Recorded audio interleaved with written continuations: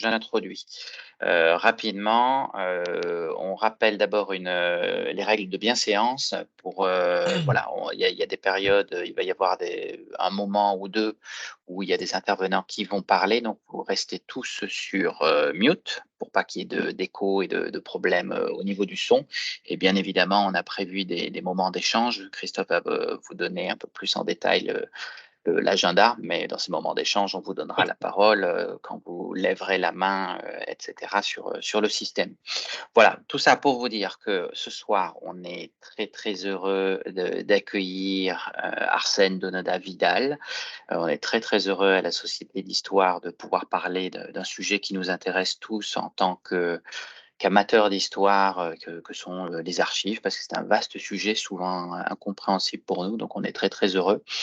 Je pense que vous connaissez tous la Société d'Histoire, mais pour ceux qui ne savent pas, je vous dirige vers le magnifique site que nous avons, histoire-chine.fr, et vous verrez toutes les belles choses qu'on fait.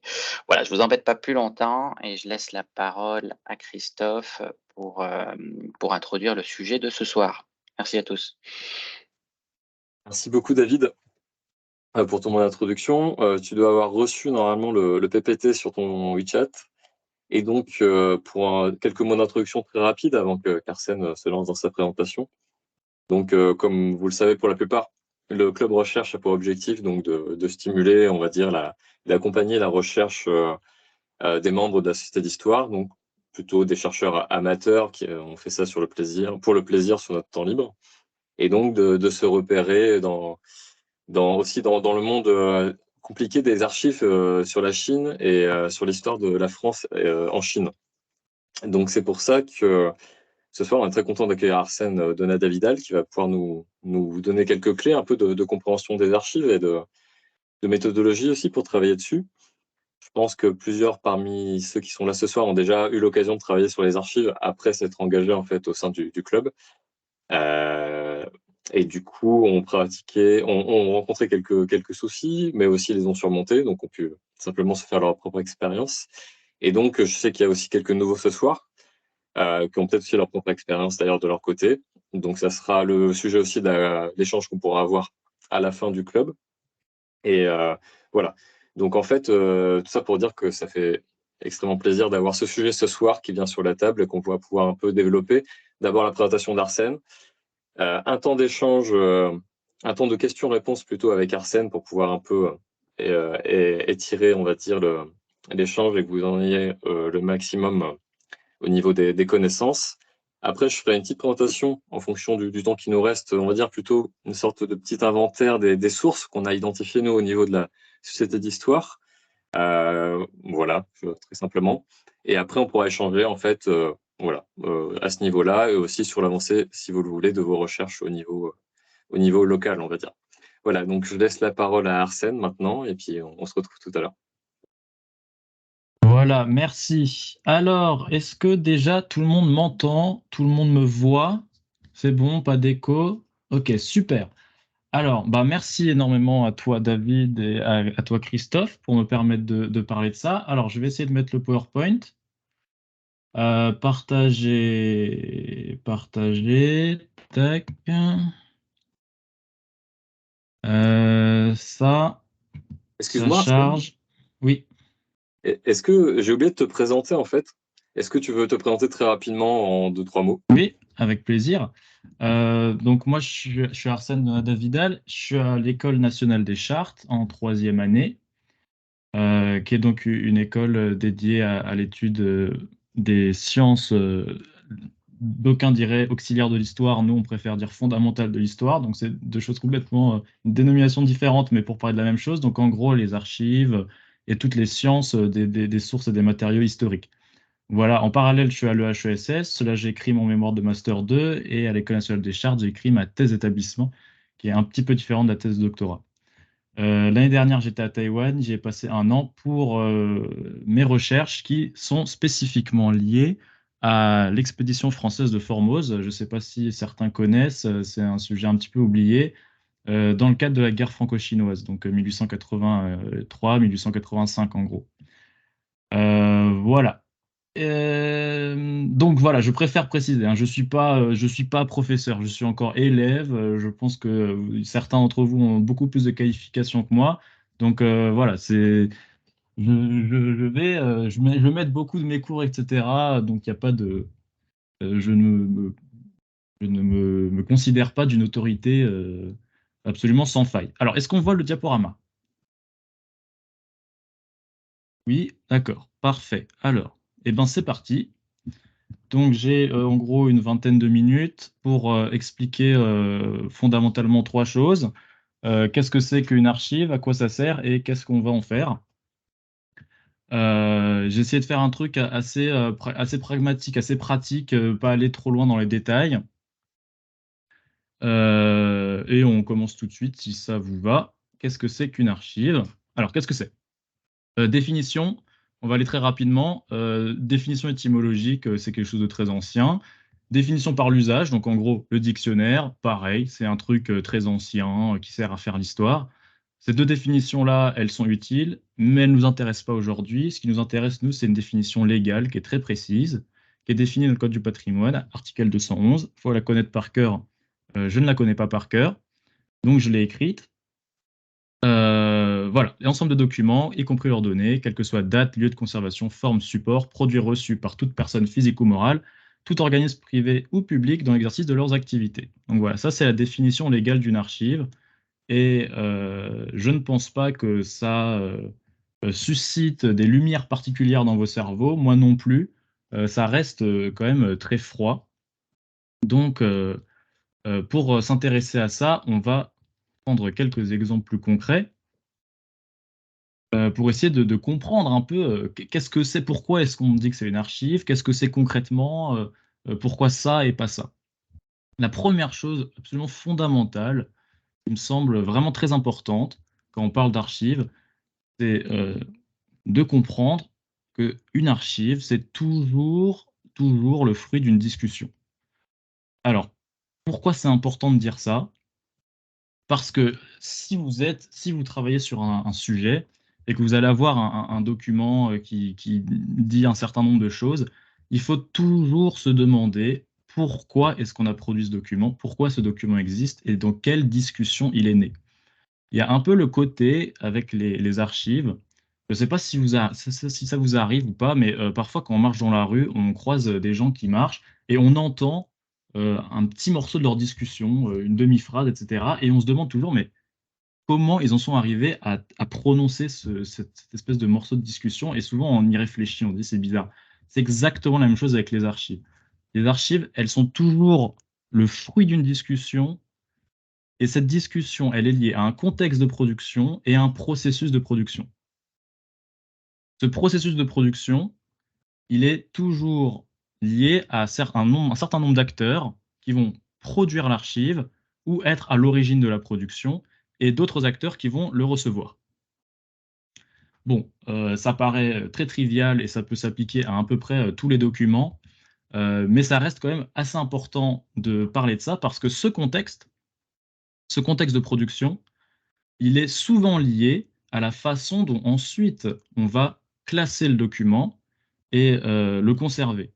Et cette conservation, alors on parle souvent de fonds d'archives, donc c'est un concept qui a vraiment émergé dans le 19e siècle. Aujourd'hui, il est un petit peu remis en cause sur certaines choses, mais il faut se dire que c'est jamais un document isolé.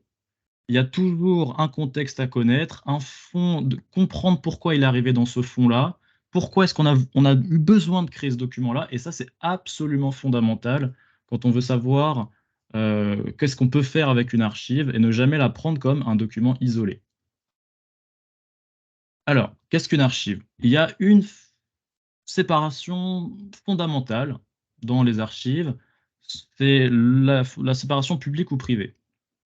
Alors, en gros, les archives publiques, comme son nom l'indique, c'est en gros tout ce qui provient de l'État ou des gens qui travaillent pour l'État. Et les archives privées, eh ben, en fait, elles se définissent en négatif, c'est-à-dire c'est tout ce qui n'est pas public. Donc là, je vous ai mis deux photos, je ne sais pas si on les voit bien, mais à votre avis, quelle est l'archive publique, quelle est l'archive privée? Ben, d'un côté à gauche, on a un dossier des ministères des Affaires étrangères, un dossier de personnel. Et à droite, on a des papiers, si on lit ce qui est écrit de la main de l'archiviste, provenant de la succession d'un général. Bon, et ben là, il n'y a pas vraiment de problème. À droite, c'est clairement des papiers que les héritiers ont récupérés et ont décidé de les verser aux archives. En l'occurrence, ça doit être le SHD, le service de la défense. Donc là, ce sont des archives privées. Les archives publiques, là, on a typiquement le dossier de personnel de quelqu'un qui travaille au ministère.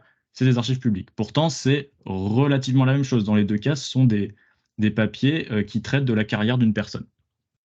Donc voilà, ça c'est une première distinction assez importante parce que le droit afférent à ces archives sont différents aussi.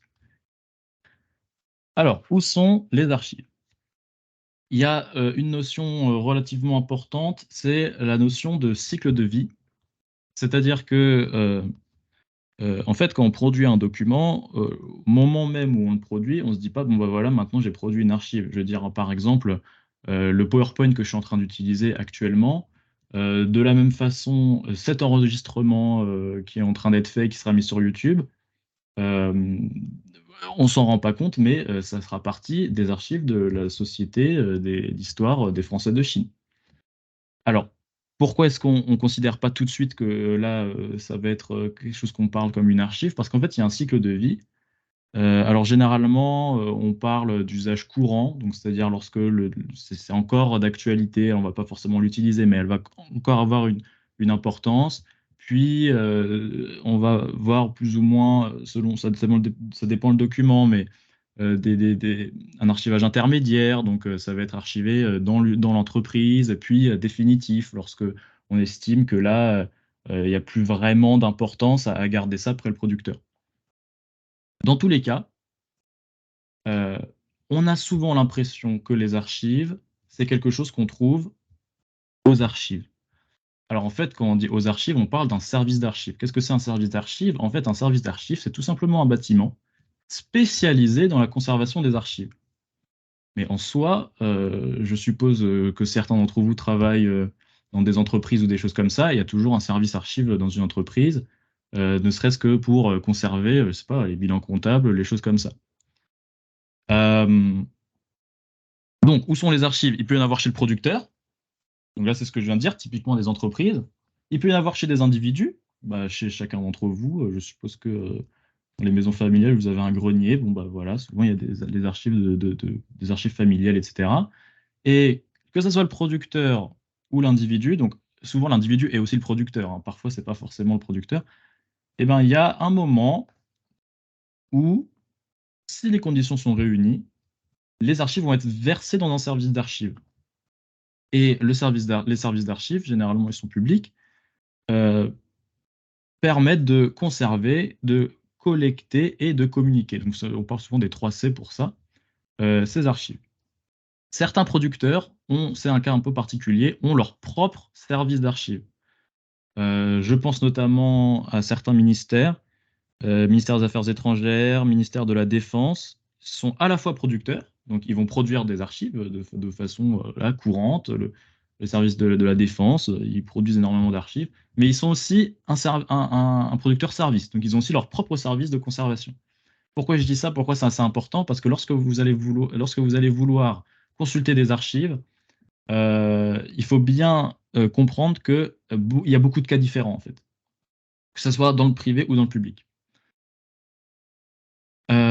Voilà, dernier cas, où sont les archives? En fait, partout, notamment dans la nature. Donc là, c'est une photographie que j'ai prise. Si un jour, si vous sortez de Chine et que vous avez le bonheur d'aller dans la campagne soissonnaise à côté de Jolzy, vous pourrez trouver une usine abandonnée et dedans, il y a toutes les archives de l'entreprise, de l'usine, avant qu'ils ferment, qu'ils mettent la clé sous la porte et qu'ils partent. Donc, voilà, les archives, il y en a partout, plus ou moins bien rangées, plus ou moins bien connues, sues. Et voilà. Quand je disais chez un individu, il y a des archives, c'est pas forcément des archives privées. Euh, prenons l'exemple d'un, par exemple, d'un employé qui conserve les archives lorsqu'il travaillait au ministère. Ça paraît anecdotique, mais ça arrive. Alors, on continue. À quoi sert une archive? Je pense que la première finalité et la plus importante des finalités, et là j'utilise bien le mot finalité dans le sens où c'est la raison même en fait de son existence, c'est un usage légal. C'est prouver un droit, garder la mémoire de quelque chose, c'est quelque chose de valeur juridique. Ça, c'est extrêmement important de toujours garder ça en tête. Souvent, on a vu dans la définition usuelle par le dictionnaire que c'est en gros une archive, c'est quelque chose de vieux qui permet de faire de l'histoire. En fait, pas du tout. Cette vision-là de l'archive, elle est en fait très récente. Il faut toujours garder à l'idée qu'une archive, ça a vraiment un usage très pragmatique. Là, j'ai mis deux exemples que je trouve assez marrants. Le premier, c'est le film, je ne sais pas si vous l'avez vu, le film Adieu les cons d'Albert Dupontel, où en gros l'histoire tourne autour d'une femme qui a accouché sous X et qui a besoin de retrouver son fils. Et le gars est un peu embêté parce qu'il dit, ben voilà, vous allez devoir chercher dans les archives le nom de votre fils. Euh, Autre exemple un peu plus ancien, euh, pendant la Révolution française, et d'ailleurs de manière générale souvent pendant les révolutions, pendant les guerres et tout autre type d'événement dont on se passerait bien, ou pas. Euh, il y a eu, je ne sais pas si vous connaissez, il y a eu un espèce d'épisode euh, qui a été plus ou moins violent à certains événements. On parle de la Grande Peur. Et en fait, souvent, cet événement, il est analysé comme étant une espèce de jacquerie où les révolutionnaires, d'un seul coup, allaient dans les châteaux des seigneurs et brûlaient les châteaux parce qu'ils avaient envie de brûler les châteaux et parce qu'ils en avaient l'occasion. En fait, il y a certains travaux relativement récents ou pas qui ont montré que ce que cherchaient à faire en partie les révolutionnaires lorsqu'il y a eu la Grande Peur, c'était de brûler les archives des châteaux. Et les archives des châteaux sont toujours dans une pièce spéciale, souvent dans les greniers, dans le chartrier. Et là, on peut voir en fait dans l'illustration que la fumée, elle sort précisément des pièces en hauteur, parce que c'est ici qu'étaient conservées les archives qui prouvaient juridiquement le statut inférieur des sujets du royaume. Donc, il faut jamais, et c'est quelque chose qui se répète aujourd'hui, hein, je ne sais pas ce qui s'est passé en Afghanistan, mais généralement, lorsqu'il y a des arrivées et que un pouvoir politique prend place sur un autre pouvoir et que les ambassades sont obligées de partir, je pense que la machine à broyer les archives fonctionne à plein régime pendant cette période-là. Ce qui nous amène au deuxième usage, usage mémoriel. Euh, il peut être, pour certaines communautés, important de conserver ceux qui portent la trace de leur existence ou ceux qui apportaient la trace de leur existence. Donc là, on va parler d'usage mémoriel, ça peut être plus ou moins large, ça peut être plus ou moins symbolique ou plus ou moins utile. Euh, pour prendre un exemple qui vous est peut-être familier, en 1949, lorsque Chiang Kai-shek a quitté la Chine pour se replier sur Taïwan, il a ramené l'intégralité du trésor, des caisses, là on voit, c'est deux personnes qui transportent des caisses remplies d'argent. Il a aussi ramené l'intégralité des archives Qing notamment. Euh, enfin, je veux dire, il y a des logiques à faire ça qui peuvent être purement pragmatiques, hein, dans l'idée. Si on laisse les archives à Pékin, c'est sous-entendu, ben, le prochain pouvoir qui prend la place et qui récupère les archives sera légitime de se dire descendant du régime d'avant. Donc là, quand on prend les archives, en fait, on prend symboliquement, voire très pragmatiquement, ce qui permet d'assurer la continuité du pouvoir. Euh, donc ça, c'est usage mémoriel. Usage informationnel. À quoi sert, qu'est-ce qu'on peut faire avec une archive? Eh ben, on peut trouver des informations dedans. Euh, Moi, j'en ai listé quatre, il y en a plein. Voilà, les généalogistes, le fait de retrouver sa famille, le fait de faire de l'espionnage industriel, voilà, ça utilise énormément les archives. Et il y a un quatrième usage que vous avez vu que j'ai mis en quatrième et un peu noyé au sein de tous ces usages, c'est l'usage de la recherche historique. Et vous voyez que cet usage-là, il n'est pas absolument fondamental, il n'est pas à l'origine, a priori, de la création des archives, comme ça peut paraître évident aux yeux du grand public.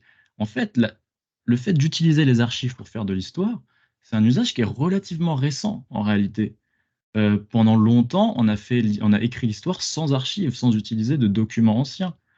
Euh, je sais pas, moi, si vous lisez les chroniques de Froissart, Froissart, il va utiliser au XVe siècle, il va utiliser ses souvenirs personnels, il va interviewer des gens, etc. Il va pas forcément utiliser les archives. Donc, c'est vraiment un usage parmi d'autres. Ça, il faut vraiment comprendre ça. Elles ne sont pas faites pour vous. Voilà, les archives, il faut savoir ça. Les archives ne sont pas faites pour l'historien, avant tout. Alors, dans les faits, je sais pas, j'avais mis la citation de Michel Melot, là, que j'aime beaucoup, qui dit euh, à part pendant les révolutions et les moments de remous politique, il n'y a que les historiens qui vont dans les archives. C'est pourquoi, Dieu merci, il y a si peu de gens qui vont dans les dépôts d'archives aujourd'hui. Donc c'est très provocateur, mais c'est pour montrer en fait que le fait que les historiens utilisent des archives pour faire de la recherche, c'est aussi peut-être le symbole, enfin un marqueur, un symptôme du fait que la société va plutôt bien. Voilà. Usage économique. Voilà, je vous apprends rien. Il y a un marché des autographes, un marché des manuscrits euh, qui vaut plusieurs millions, voire milliards d'euros. Euh, voilà, pas forcément, c'est pas forcément la vente hein, qui peut représenter l'intégralité des usages économiques des archives. Il y a aussi la réutilisation des données publiques. Donc, j'ai mis l'exemple de la météo, mais par exemple, certaines entreprises ou certaines entreprises qui font de la prédiction météo ont besoin de données sur le temps long. Et donc, pour ce cas-là, ils vont utiliser les archives. Pareil pour la généalogie, hein, notamment, des choses comme ça. Alors, je ne sais pas du tout, il faut peut-être que j'avance un peu plus vite. On arrive au troisième et dernier point. Comment chercher dans les archives? Euh, alors, la première chose à savoir, c'est que il y a du droit à savoir. Très sincèrement, je pense que si vous avez envie de faire de la recherche dans les archives, il faut connaître le plus fondamental, le plus basique. Euh, il n'y a pas besoin, enfin, la réalité, c'est que même moi, je ne le connais pas, particulièrement bien. Il y a un point fondamental que je trouve quand même important, qui ne va pas vous servir. Peut-être mentalement, peut-être que vous allez y réfléchir, voilà. Euh, Allez chercher dans les archives publiques, enfin en tout cas les archives les archives de notre administration, c'est un droit fondamental. Dans l'article 15 de la Déclaration des droits de l'homme et du citoyen, lorsqu'il y a écrit la société a le droit de demander compte à tout agent public de son administration, qu'est-ce que ça veut dire? En fait, ça veut dire que chaque citoyen, à partir du moment où il accepte d'être dominé par une administration plus forte, il accepte de vivre dans une société où la force publique qui s'exerce sur lui est du fait d'une administration, il a le droit de demander des comptes. C'est-à-dire, il a le droit de dire, voilà, j'ai besoin que vous me justifiez, euh, j'ai besoin que vous me justifiez le fait que vous exercez une force sur moi. Et comment ça se passe? Ben, ça se passe par les archives. Je veux dire, n'importe quel citoyen en France a le droit de savoir ce que faisait son ministre, tel ministre à tel moment, tout simplement parce que c'est un droit fondamental. Et ça, c'est quelque chose qui est pas du tout, enfin, on retrouve très peu en fait chez le grand public. C'est-à-dire que souvent, lorsqu'on on parle d'archives, ils vont dire, ah bon, mais on a le droit de faire ça, j'ai le droit d'aller là, de regarder ça. Bien sûr, bien sûr. Et d'ailleurs, non seulement vous avez le droit, mais vous n'avez même pas à vous justifier de le faire, de vouloir le faire. Pour les archives administratives, hein, je parle bien sûr. Évidemment, bon, il y a des exceptions qu'il faut connaître, le secret d'État, la vie privée. Alors, c'est de 50 à 120 ans, ça dépend en fait des documents. Par exemple, lorsqu'il y a lorsqu'il y a des informations médicales, il y a le secret médical, bien sûr. 120 ans, je crois, à partir du décès de la personne. Donc là, évidemment, il va y avoir des exceptions. J'ai donné le cas des armes de destruction massive. Les archives de la bombe atomique, vous ne pourrez jamais les voir, je suis désolé.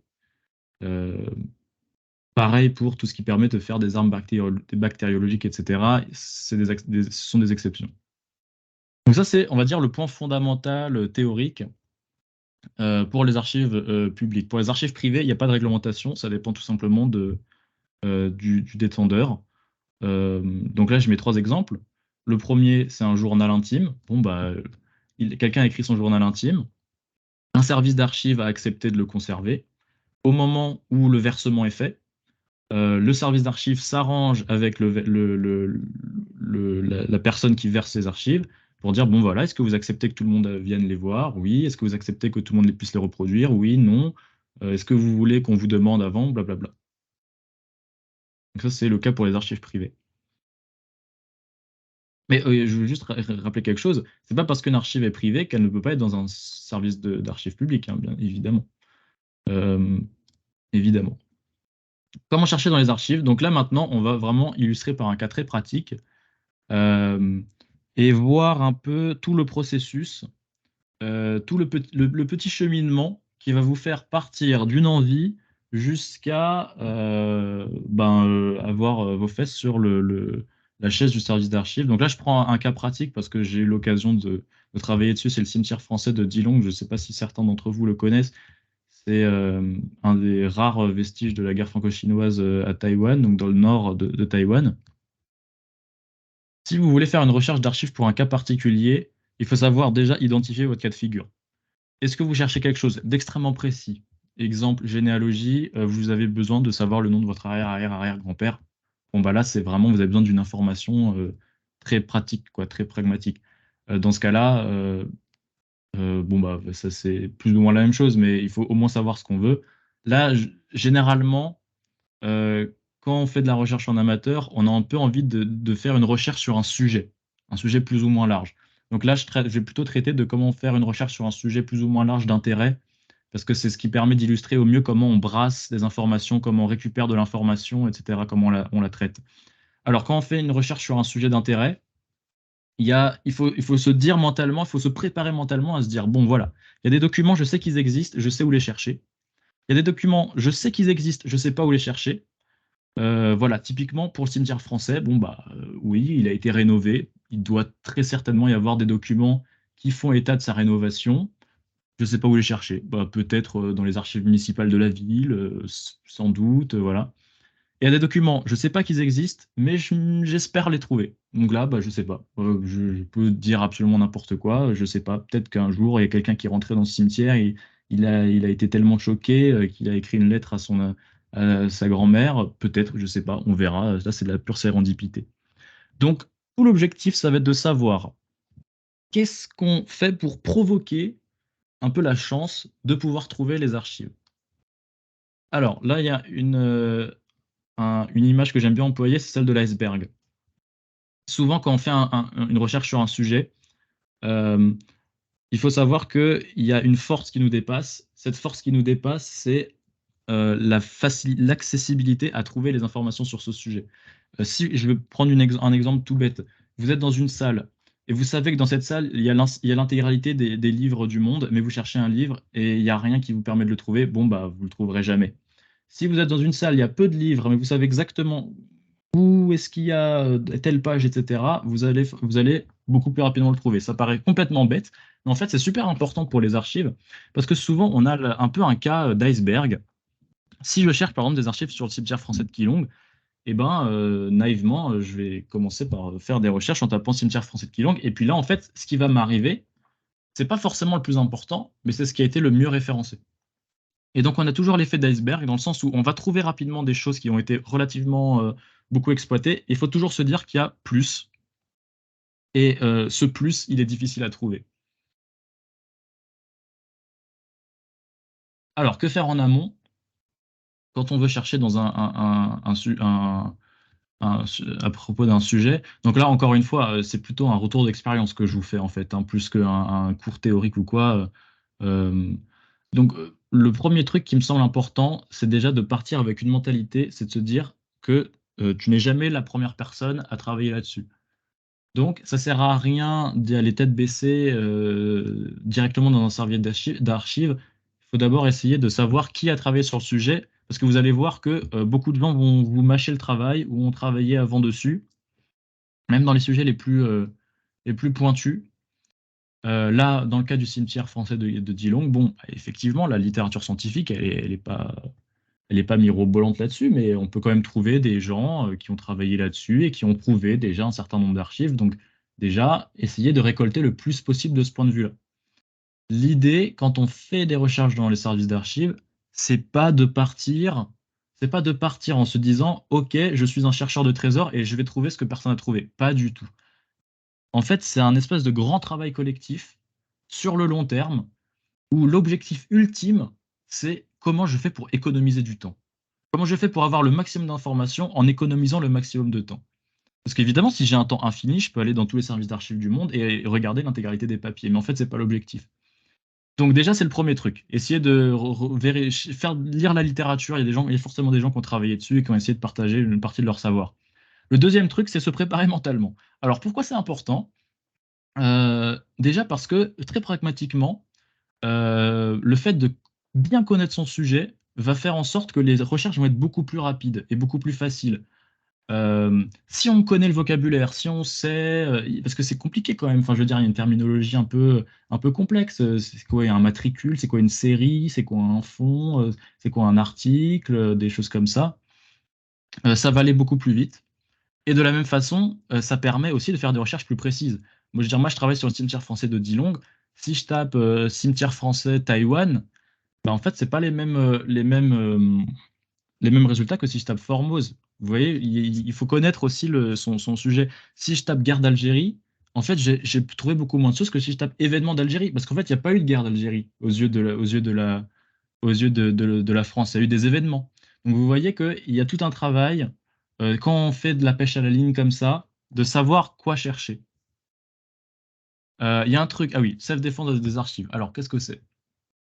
Comme je vous l'ai dit, les archives, ça résulte d'une discussion, et c'est pas un document. Alors, c'est pas un document qui va vous donner des informations.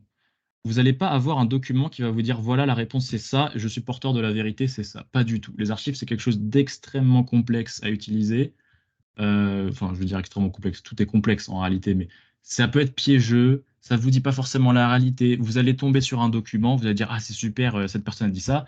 Si ça se trouve, le document n'a jamais été envoyé. Si ça se trouve, c'est un brouillon. Qu'est-ce que c'est? Si ça se trouve, ça n'a pas eu forcément tant d'importance que ça. Si ça se trouve, la seule raison pour laquelle vous allez penser ça, c'est parce qu'en fait, enfin, ça se trouve, il y a un autre document qui dit l'inverse, mais qui n'a pas été conservé. En fait, cette espèce de, faut essayer de se dire que c'est le regard que vous allez avoir sur l'archive n'est pas neutre. Euh, et ça va être quand même relativement important. Alors la diplomatique, qu'est-ce que c'est? La diplomatique, c'est l'étude en fait à la base, vraiment à l'origine, c'est l'étude des diplômes, donc en gros des documents officiels. Ça s'est plus ou moins étendu à en fait l'étude des documents anciens, que ce soit à la fois dans leur matérialité ou dans leur caractère interne. Donc typiquement, savoir l'étude des faux, l'étude de la transmission, de comment sont créés les documents, de comment. Et ça, c'est très important. Ça, c'est très très important lorsque vous allez avoir des archives. Essayez toujours de vous dire pourquoi ce document est là, pourquoi ce document existe encore, d'où provient ce document, pourquoi ce document a été créé et pourquoi est-ce qu'il est devant mes yeux. Vous allez voir qu'en fait, ça va vous donner quand même pas mal d'informations. Si vous êtes dans un service d'archives et que vous avez que vous allez avoir un document. Il faut pas que il faut pas que vous vous disiez bon bah voilà, si ce document il est là, c'est normal qu'il soit là. En fait, c'est pas normal, c'est pas forcément normal que le document soit là, hein. Voilà, se préparer à ne pas vaincre, qu'est-ce que ça veut dire? Ça veut dire que c'est un parcours sinueux, semé d'embûches, et que oui, effectivement, vous allez peut-être rien trouver. Enfin, rien trouver sur votre sujet, mais de toute façon, on trouve toujours des choses, c'est impossible de ne rien trouver. Et donc, faut pas se décourager, faut jamais perdre espoir. Voilà, tout simplement. Et le biais du survivant, c'est ce dont je parlais, en fait, hein, c'est euh, pour ce que j'ai, qu'est-ce que je n'ai pas. Ouais, ça, c'est un point assez important quand on fait de la recherche d'archives. Il ne faut pas se dire que ce qu'on a trouvé est représentatif forcément représentatif à 100% de ce qu'il y avait. Alors là, on reste encore dans l'amont, mais on va être un peu plus pratique, un peu plus pragmatique. Quelle heure il est? Je vais avancer. Premier truc à faire, identifier les producteurs potentiels. Donc là, quand on est avec le cimetière français de Dillon, bon bah quel producteur est-ce que je peux penser? Bon bah oui, il doit sans doute y avoir la ville, la municipalité de Dillon, parce que forcément ils ont dû gérer ce truc. Et l'armée française, puisque c'est eux qui ont créé enfin c'est eux qui ont fait le cimetière. Il y a eu sans doute eu des traités qui ont été signés entre la France et la Chine, puis avec le Japon, puis avec Taïwan sur l'entretien du cimetière. Donc, producteur, si c'est des traités, forcément, ça doit être les archives les archives des affaires étrangères. Voilà, on peut imaginer plein de trucs. Le gouvernement japonais, parce que, ben oui, ils ont dû gérer ça pendant une cinquantaine d'années. Quand on a identifié les producteurs, on peut identifier les sites de conservation. Donc, j'ai cité le ministère des Affaires étrangères. Les archives du ministère des Affaires étrangères sont à la Courneuve. L'armée, c'est au SHD, donc le service historique de la défense. Si par exemple, je sais pas, moi je sais en ayant lu la littérature d'époque que telle ou telle personne a écrit sur le truc, bon bah peut-être qu'il y a des informations dans son fonds privé, voilà. Identifier les sites de conservation. Quand on a identifié ça, on identifie les outils à utiliser. Euh, quand on recherche dans les archives, il y a tout un tas d'outils qui peuvent être très utiles. Alors là, je vous en ai pas fait la liste, je suis désolé, mais voilà, chercher dans les bases de données, dans les inventaires en ligne. Alors souvent, les sites de conservation ont leur propre portail, ont leur propre barre de recherche. Parfois, il y en a certains qui vont regrouper plusieurs. Je sais pas, par exemple, France Archives, ça va regrouper énormément de services d'archives. Donc là, identifiez les outils que vous allez utiliser. Et ensuite, j'ai envie de dire, il n'y a plus qu'à. Il faut utiliser les outils. Donc voilà, typiquement pour le cimetière français de Dillon, je vais faire une recherche, je sais pas moi, sur France Archives. Je vais taper cimetière français, Dillon, cimetière Formose. Voilà. Dans les archives nationales de Taïwan, je vais faire des recherches aussi, etc., etc.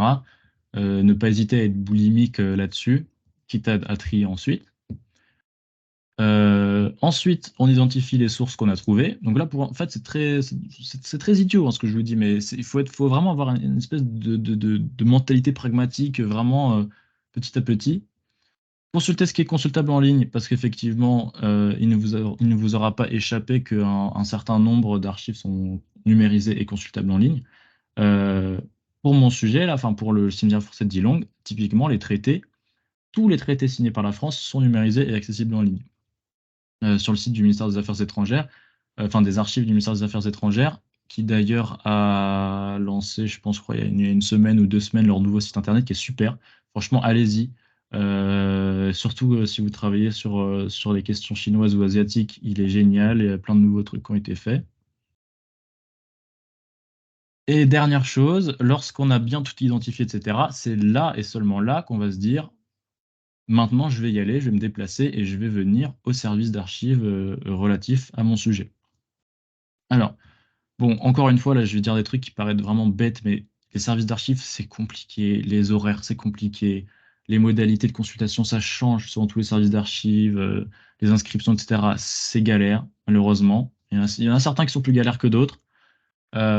Regardez quand même bien, parce que voilà, c'est quand même un truc un peu fluctuant. N'hésitez pas à poser des questions, envoyer des emails, hein. Normalement, leur métier, c'est de vous répondre. Euh, voilà, identifier les levées. Alors, qu'est-ce que c'est les levées? Les levées, c'est à partir du moment où votre réservation sera faite, quand est-ce que le magasinier va le ramener du magasin jusqu'à la salle de lecture? Ben, parfois, ça peut prendre plus de 10 jours. Pour le SHD, le service de la défense, ça prend plus de 10 jours généralement. Parfois, on peut le faire directement aux archives nationales. On peut commander sur place et attendre 30 minutes, 1 heure pour que ça arrive. Ça dépend.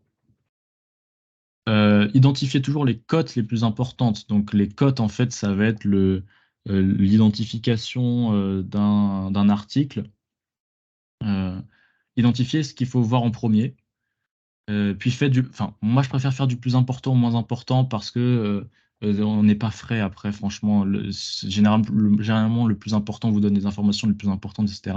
Et le bon matériel, ben voilà, un appareil photo, un téléphone, enfin ce que vous voulez.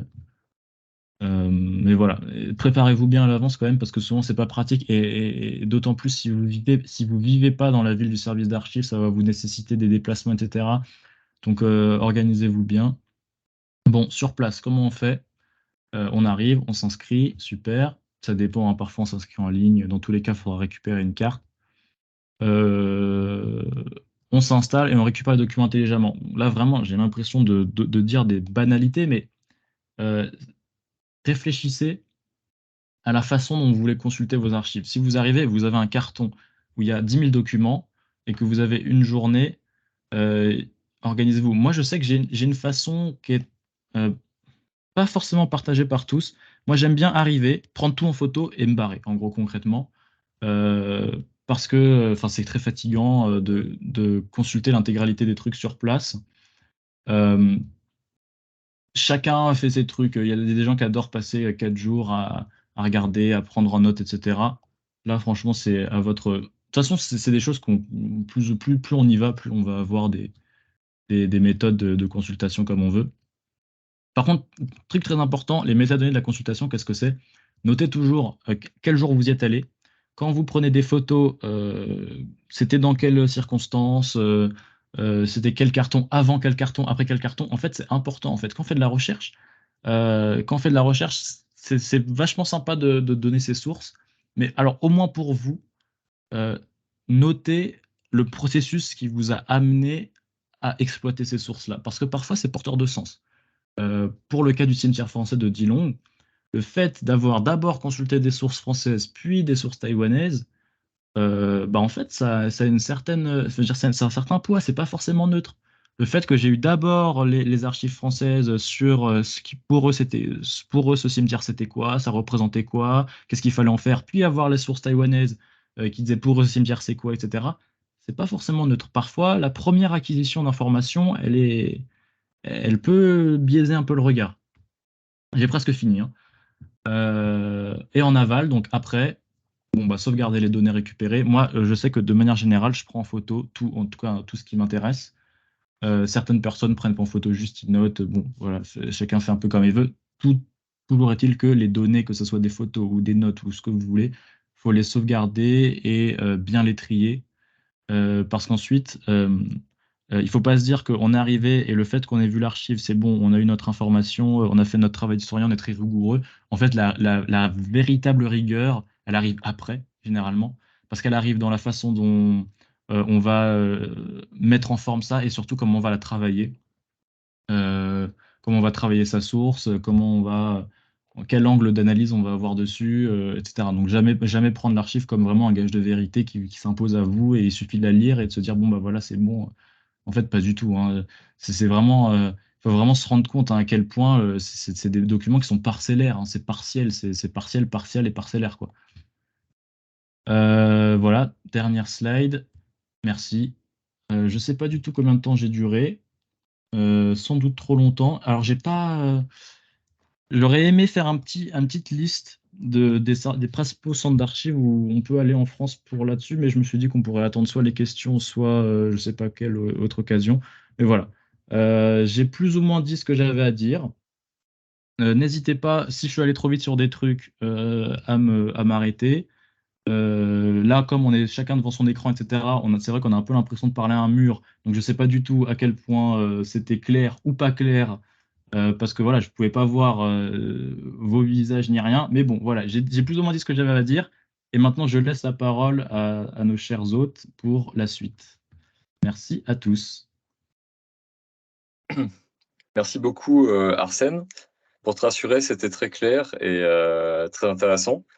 Tu as doublé le temps, je crois. Tu as dû faire 40 minutes, mais c'était beaucoup mieux comme ça, en fait, parce que voilà, tu as pris le temps de tout déployer de ton PPT. Et donc, merci beaucoup. Du coup, voilà, personnellement, je me suis retrouvé dans pas mal de choses que tu as dites sur la partie, en tout cas, expérience de recherche, même si elle est assez fraîche, la mienne, parce que j'ai commencé vraiment que c'est l'été dernier. Mais je pense que ça a dû faire écho aussi à pas mal de nos membres là qui sont là ce soir et qui ont eu l'expérience de l'archive. Et du coup, je vais lister quelques questions, mais je pense que je vais d'abord laisser parler les autres, qui ont sûrement plein de questions très très pertinentes. Donc, n'hésitez pas à lever la main.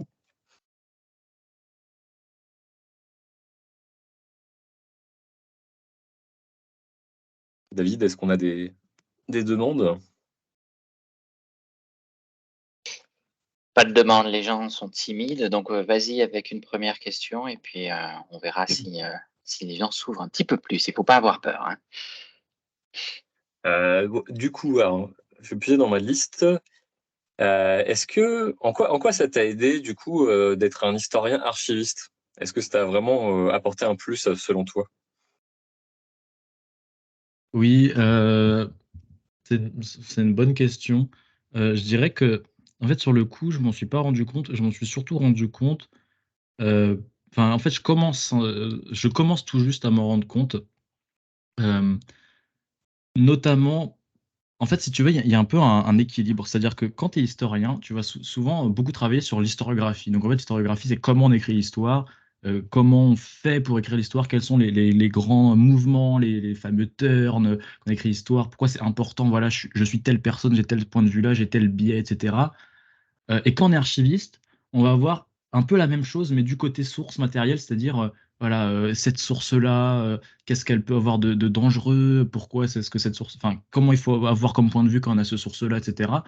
Et en fait, souvent, les historiens souvent, vont pencher vont se concentrer là-dessus, les archivistes là-dessus. En fait, quand on a un peu les deux en même temps, bah, en fait, on voit que en fait, c'est parfaitement complémentaire, quoi. Je veux dire, les biais qu'on a quand on écrit l'histoire, ils sont à la fois liés à ta posture en tant qu'historien, à ce qui s'est fait avant toi, etc., et à la fois liés avec ce que tu utilises, donc la matérialité des documents que tu utilises. Donc là, euh, typiquement, lorsque je travaillais dans les archives, je me disais, mais en fait, je travaillais avec des sources et la majorité des historiens avaient déjà utilisé ces sources. Et en fait, quand je lisais, enfin, au début, je lisais ces travaux, je trouvais que c'était génial. Ensuite, je suis allé dans les sources, je me suis dit, mais en fait, ces sources-là sont pas du tout représentatives de la vision de l'époque. Cet historien-là, qui travaille sur le même sujet que moi, qui a utilisé cette source-là, il s'est pas rendu compte qu'en fait, cette source, elle était fautive. Elle était factice, elle a été changée, elle a été modifiée, etc. Il s'est pas rendu compte qu'en fait, ben oui, en 1783, il y a un mec qui a écrit un rapport d'observation sur Formose, mais ça veut absolument pas dire qu'il y avait eu des volontés de colonisation de Formose. C'est simplement que quel pays n'a pas écrit un rapport d'observation sur Formose à cette époque-là? Donc, en fait, ça te donne plus ou moins une profondeur, ça te donne une certaine profondeur de te dire, bon, voilà, alors, ce document-là, il est là pour ça, et il faut pas que je le prenne pour ça, ou ça, ou ça. Voilà, en gros, si ça peut plus ou moins répondre à ta question. Tout à fait. Tout à fait, c'est très intéressant. Je pense que j'avais assisté d'ailleurs à ta contribution, la journée d'études, là, parler un peu des dangers de l'archive. Je trouvais ça assez intéressant comme point de vue parce que nous, on est un peu peut-être naïf vis-à-vis de ça parce qu'on est déjà tellement content d'accéder à des archives de temps en temps, surtout depuis Shanghai, qu'on peut être on peut se brûler les doigts, quoi. Même si je pense que beaucoup d'entre nous ont pas mal lu, c'est vrai que ça suffit peut-être pas à avoir le contexte historique de production. Et moi, quelque chose qui m'a marqué dans mes recherches cet été sur les archives du consulat de Shanghai, c'est que on se demande en fait ce qui reste. Tu parlais du biais du survivant, je trouvais ça très chouette. Qu'est-ce que ça fait là en fait? Pourquoi c'est resté? Pourquoi il n'y a pas autre chose? Parce que ce qu'on cherche n'était pas là. Enfin, je trouvais ça assez pertinent en fait. Ouais. Non, moi j'aime bien utiliser un peu une espèce d'analogie, c'est l'analogie des châteaux forts. En fait, aujourd'hui, il y a plein de châteaux forts en France, les gens ils adorent les châteaux forts, etc. En fait, le simple fait qu'un château fort puisse subsister en France, c'est pas normal. Un château fort, ça a une utilité à un certain moment. Quand le château fort n'a plus d'utilité parce que les techniques militaires ont changé, etc., bah, le château fort, on le démonte, on réutilise les pierres, on fait autre chose avec. Aujourd'hui, les châteaux forts qui existent, si vous voulez un château fort qui soit parfaitement conservé, bah, en fait, c'est plus rien. C'est un morceau de mur. Je sais pas, les châteaux cathares dans le sud de la France, bah, c'est plus rien. Ça n'a pas du tout la tête d'un château fort. Les châteaux forts qui subsistent aujourd'hui, c'est des choses qui ont été reconstruites, qui ont été refaites avec un certain usage de l'époque. Et ça, c'est un biais du survivant que je trouve assez intéressant, quoi. C'est-à-dire qu'en fait, ce qu'on a aujourd'hui n'est pas forcément représentatif de ce qu'on avait à l'époque et ne tombe pas de source, quoi. Le fait qu'il y ait un château fort aujourd'hui en France, qu'on puisse le visiter, c'est pas quelque chose de normal. Je veux dire, les gens à l'époque ne se disaient pas on va le conserver parce qu'on a une politique de conservation, quoi, etc., quoi. Enfin, voilà. C'est peut-être un peu capillotracté, mais voilà, c'était Non, plus ou moins l'image que j'avais. c'est assez parlant en tout cas. C'est vrai que les châteaux forts, on est très content de les voir, on fantasme beaucoup de choses dessus. Mais voilà, ça reste aussi une part de rêve. Et c'est vrai que ce qui peut manquer aussi, c'est le contexte, l'histoire des idées, en fait, simplement d'une époque aussi, quel regard que les gens portaient directement sur ce qu'ils avaient autour d'eux. On se pose souvent la question pour Shanghai. Heureusement, enfin, on a les journaux, par exemple, qui sont assez faciles d'accès, on en parlera plus tard. Est-ce qu'il n'y aurait pas quand même des questions de nos participants? Peut-être Oui, David? oui, oui. Oui, il y a une question de Thomas. Thomas, tu peux prendre la parole. Ah, on Malheureusement, n'entend pas. on n'entend pas. On voit les lèvres bouger, mais on n'entend pas malheureusement. Donc, si Dans le chat, peut-être peut-être. Ah, c'est Ah, bon, ça vas-y, y est. c'est bon.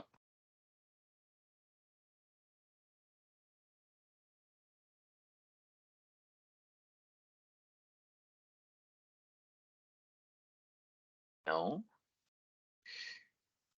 on n'entend plus. Alors peut-être, taper la question dans le chat. C'est toujours Mmh.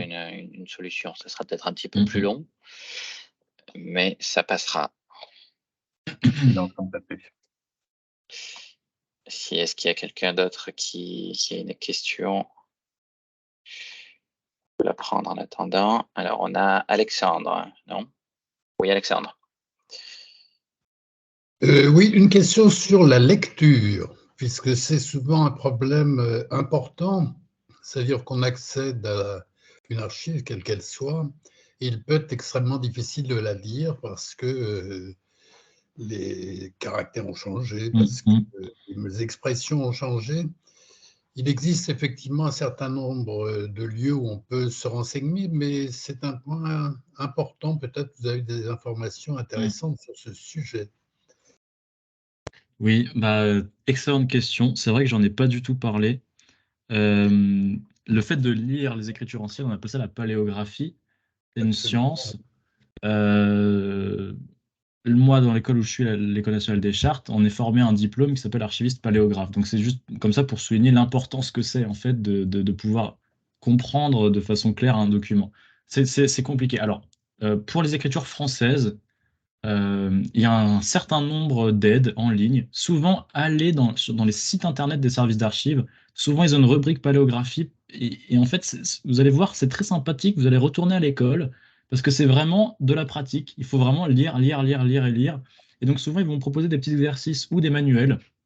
Donc ça, c'est ce qu'on peut trouver en ligne. Dans les livres, il y a pas mal de livres sur la paléographie. Alors forcément, je vais faire de la publicité pour mon alma mater, mais il y a pas mal de manuels qui ont été publiés à l'École nationale des chartes sur la paléographie française.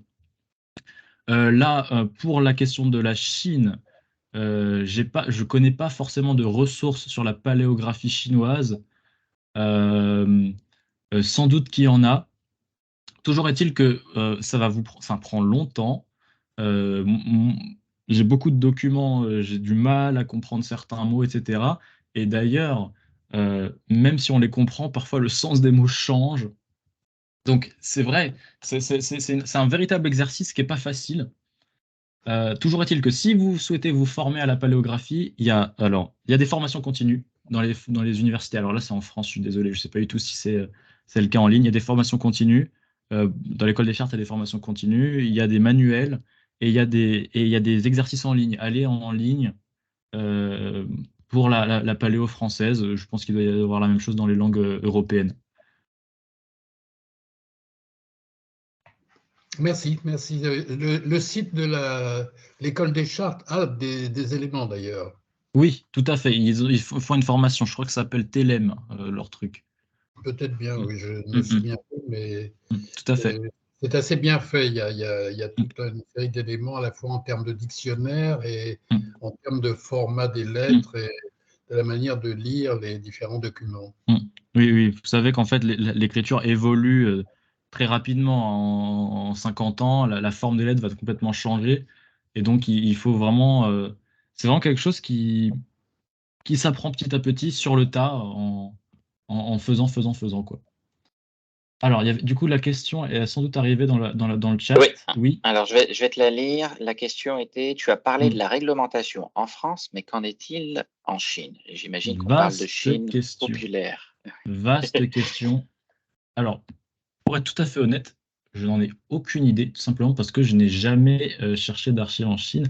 En fait, je n'ai jamais osé mettre le pied dedans, à tel point que ça a l'air d'être un enfer sur Terre. Alors peut-être que là, je suis désolé, hein, peut-être que je raconte n'importe quoi, peut-être que c'est très, très facile, mais au vu du nombre de chercheurs qui aujourd'hui décident d'aller à Taïwan pour étudier la Chine, ça me semble plus ou moins révélateur de la difficulté que c'est d'accéder aux archives en Chine. Euh, pour le coup de la réglementation, des trucs très théoriques, là je peux absolument pas vous aider. Je sais pas du tout comment ça se passe, les codes de loi, etc., les services d'archives, je ne sais pas. Mais de manière générale, tout ce que je peux vous dire, c'est que la tendance est à une restriction de plus en plus importante. Voilà. Malheureusement, fort malheureusement, bien sûr, mais n'hésitez pas à vous tourner sur les archives à Taïwan. Franchement, c'est très ouvert et énormément de choses sont numérisées, quasiment tout. C'est vraiment. Par contre, c'est pas très bien. Enfin, les sites sont pas très bien traduits en anglais, donc il faut quand même avoir une certaine maîtrise du chinois. Mais n'hésitez pas, essayez. Hein. Soyez des pionniers, soyez des pionniers en Chine populaire là-dessus. Moi, je serais très curieux de savoir. Je serais curieux de savoir. Alors, justement, pour compléter là-dessus, je pense on est quelques-uns Ouais. à avoir une très très légère expérience des archives locales, mais on n'est pas nombreux quand même. C'est-à-dire qu'en fait, juste je vais pas revenir dessus de manière large, hein, mais peut-être un petit peu plus tard. Mais par exemple, tu vois là, durant le Covid, c'était impossible en tant qu'étranger simplement de mettre un pied dans la salle de lecture des archives municipales de Shanghai. Mm. Voilà. Ça a été peut-être un prétexte, on va dire. Mais en tout cas, déjà avant, c'est très compliqué. Il fallait une lettre d'invitation. Là, plus personne n'était invité de toute façon parce qu'il n'y avait plus de voyage pendant 3 ans, on va dire. Et donc voilà, c'en est là. Ça a peut-être évolué. Là, je voyais, il y a un petit guide qui a été publié par des chercheurs américains sur justement les archives en Chine et comment s'y confronter, Mm. justement suite à toutes ces problématiques d'accès. Et il disait par exemple que pour Shanghai, apparemment depuis juillet, leur règlement stipule que les étrangers y auraient accès. Sauf qu'on Mm. n'a aucune preuve voilà, que ça marche. Et alors, Voilà. ça date d'aujourd'hui. J'ai posé la question puisque c'était l'objet de la discussion de ce soir, entre autres. Mais en fait, il y a une application WeChat pour s'inscrire avant d'aller consulter, avant d'aller physiquement au service des archives. Et il y a un endroit prévu pour les étrangers où ils doivent rentrer leur Mm. numéro de passeport et puis ensuite ils sont acceptés, ils peuvent venir. Donc ça se fait. Après, je ne sais pas qu'est-ce qui est ouvert, à quel point c'est ouvert, qu'est-ce qu'on peut reproduire, prendre en photo ou pas, etc. Ça, c'est jamais des sujets simples ici. Mais bon, voilà, ça n'est plus impossible, ça a été un moment impossible. Ouais. Non, c'est Euh, intéressant. J'aimerais qu'on me donne tort, hein, mais ouais. ouais, Je sais que dans ma présentation, j'avais souligné que les archives publiques en France, il y a un truc qui est assez important, c'est que c'est sans distinction de nationalité. Hein. hmm. Ça, c'est quelque chose de très important, que je trouve très très bien. Voilà. Après, en Chine, en gros, souvent, il y a le texte, hein, il y a l'écrit. En théorie, les choses sont je dirais pas libres, mais en fait assez carrées. Et il y a la réalité de la manière Mm. dans laquelle ça s'applique sur le terrain, quoi. Voilà.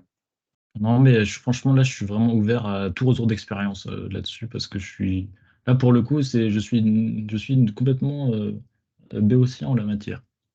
Et Euh, pour rebondir pardon, sur le sujet Taïwan, qui a évidemment beaucoup d'archives qui sont liées à l'histoire de Chine, ils sont partis avec, on serait, je pense, certains d'entre nous intéressés pour en savoir plus sur quels sont les portails, tu vois, quelques références, si tu pouvais les partager avec Ouais. nous, pas tout de suite, hein, mais voilà, Mm. qu'on puisse les faire circuler, ça serait intéressant. Alors, Merci. première chose, là, ce que je pourrais faire partager, après, je sais pas comment faire disséminer ça dans le canal, il y a un document qui est sorti là en septembre 2023, très clair, très concis, 8 pages, qui s'appelle Comment chercher dans les archives à Taïwan, enfin les archives de la Chine à Taïwan. C'est en anglais, et là, franchement, c'est vachement bien fait, il donne les différents sites, etc. Euh, en gros, les archives qui concernent en fait la Chine qui ont été ramenées à Taïwan, essentiellement, il y a les archives des ministères. notamment les archives du ministère des Affaires étrangères, donc le Zongli Yamen. Ça, c'est conservé à l'Academia Sinica. Donc, il y a pas mal d'archives qui sont conservées à l'Academia Sinica. Il y a des archives qui sont les archives nationales de Taïwan. Et ensuite, beaucoup de musées, en fait, conservent pas mal d'archives. Alors, du coup, ce qui est bien avec Taïwan, c'est qu'ils sont très ouverts. Donc, en fait, souvent, on peut y accéder en ligne. Ça ne veut pas forcément dire que le processus pour y accéder est forcément facile. Mais ça, je veux dire, c'est la même chose avec tous les services d'archives.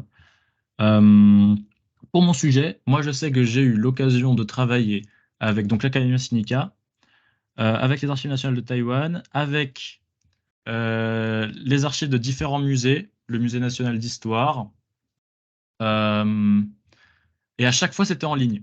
En fait, très sincèrement, à Taïwan, je suis jamais rentré dans le service d'archives pour dépouiller un carton. Et en fait, j'ai envie de dire, c'est quelque chose d'assez systémique dans les pays asiatiques. De manière générale, c'est très bien fait, très en ligne, mais on perd souvent un peu la matérialité du truc. Voilà, ça peut être dommage, mais en même temps, c'est très pratique. Qu'est-ce que j'avais aussi? Il y a un site qui est pas mal, c'est le Taiwan Archival Information System, qui est lié à l'Academia Sinica. Donc là, franchement, il regroupe plein de choses, plein de trucs numérisés. Ce qui est pas mal aussi, c'est qu'ils vont avoir des programmes très centrés. Par exemple, si vous êtes intéressé dans la guerre franco-chinoise, il y a tout un pôle autour de Tamsui, autour du musée de Tamsui, où là, ils vont numériser plein de choses. L'Académie Sinica, ils ont numérisé tout un fonds de journaux intimes qui vont vraiment de très loin à très récemment. Ça, je pense, c'est des trucs que je pourrais faire passer après, avec grand plaisir. Il y a l'Academia Historica aussi de Taïwan, hein, qui conserve énormément d'archives. Academia Sinica et Academia Historica. Ouais. Super. Merci. Christophe, si on n'a pas d'autres questions, est-ce qu'on passe à la suite? Je ne vois pas de mains qui se sont levées ni de questions dans le chat. Donc, on peut avancer. Est-ce que tu peux, du coup, David, partager le PPT, s'il te plaît? Oui. Alors, on va enlever la présentation d'Arsène. Je vais partager ta présentation. Que je ne présente pas n'importe quoi non plus. Donc là, vous allez voir mon écran. Voilà. Voilà, tu me dis quand il faut que je tourne. Ouais, je te ferai signe. Donc, pour présenter ma partie rapidement, donc, je me suis lancé sur une liste des ressources qu'on avait déjà identifiées donc, au niveau des archives et des ressources en présentiel et en ligne, donc sur l'histoire de la France en Chine. Donc, ça fait faire peut-être un petit peu liste de courses. Je vais essayer de l'animer de ma façon et que ça ne soit pas comme ça. Mais c'est vrai que comme Arsène avait présenté déjà son cas d'études concret là sur Geelong, je m'étais dit que c'était pas la peine que je tartine tout ce que j'ai fait cet été à Nantes ou à Paris. Voilà. Je vais en parler vite fait, mais voilà, on va rester superficiel. L'idée, c'est plutôt que vous voyez ce que j'ai listé moi de mon côté, et après vous pouvez critiquer, rajouter des choses, voilà, ce genre de démarche, parce qu'en fait, voilà, ma démarche s'inscrit dans quelque chose qu'on avait lancé en 2020 en lançant la Société d'Histoire. Comme on était tous passionnés, qu'on voulait tous peut-être faire des recherches, écrire des petits articles, on voulait identifier justement les sources, sachant qu'en étant à Shanghai, on n'avait pas forcément facilement accès à des sources localement, comme on l'a évoqué tout à l'heure, même s'il y a quand même quelques trucs accessibles. Et donc, on s'était dit, on va faire un guide de l'historien amateur de l'histoire de Chine, de la France en Chine. Et puis, voilà, j'avais commencé à répertorier comme ça pas mal de choses que j'avais trouvées, notamment en ligne, évidemment. Et puis, j'ai pas trop avancé pendant un moment. Et finalement, en reprenant ça après cet été, je me suis dit, non, il y a quand même pas mal de choses. Donc, voilà, je vais vous exposer ce que j'ai déjà trouvé. L'idée, c'est que si chacun peut enrichir ça, on arrive à une sorte de liste qu'on pourra publier assez rapidement, en fait, sur notre site, hein, que vous avez pu voir, sur lequel on a déjà fait quelques notices, en fait, de présentation de centres d'archives. Donc, voilà. On va se lancer. Voilà. C'est bon, on est sur la slide France. Donc, du coup, pour la France, j'ai listé là des centres d'archives qui sont, on va dire, physiques. Donc, ça ne veut pas dire qu'ils n'ont pas des extensions numériques, hein, mais c'est-à-dire qu'on peut se déplacer et, contrairement peut-être à Taïwan, consulter les dossiers d'époque, les papiers d'époque. Donc, tout d'abord, les archives diplomatiques du ministère des Affaires étrangères. Donc, comme tu disais tout à l'heure, Arsène, là, donc c'est un producteur d'archives.